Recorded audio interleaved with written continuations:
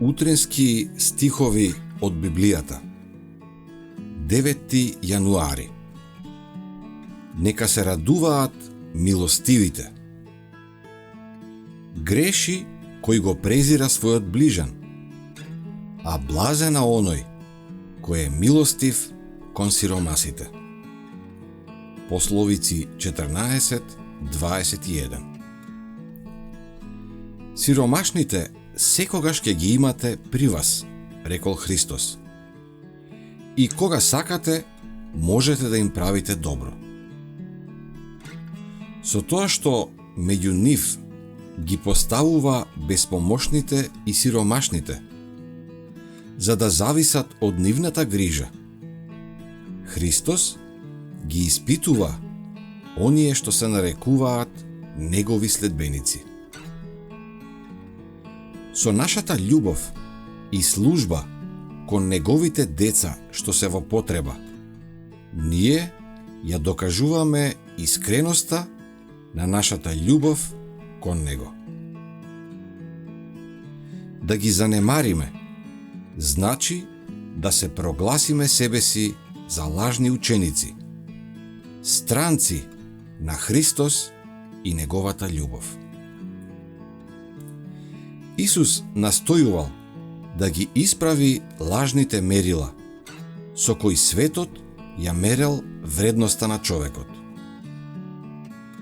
Тој зазел место меѓу сиромашните, за да може да го отстрани од сиромаштијата жигот на срамот, што светот го прикачил на неа. Тој за секогаш го симнал жигот на презирот и омаловажувањето од сиромашните, благословувајќи ги сиромашните како наследници на Божјото царство. Тој живеел меѓу понизните. Тој не им придавал важност на вештачки создадените општествени разлики.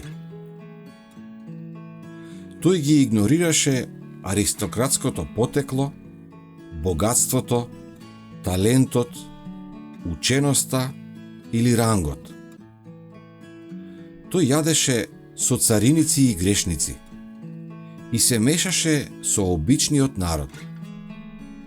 Не за да стане низок и земен како нив, туку да им ги представи преку поука и пример вистинските начела и да ги издигне од нивната световност и морална деградација. Кога ќе им ја отворите вратата на Христовите неволници и страдалници, вие им посакувате добре дојде на невидливите ангели. Вие поканувате друштво на небесните суштества. Тие носат света атмосфера на радост и мир. Тие доаѓаат со пофалба на Бога на устните, чиј одзив се слуша на небото. Секое дело на милосрдие создава музика на небото. Отецот од својот престол ги вбројува несебичните работници меѓу своите најскапоцени богатства.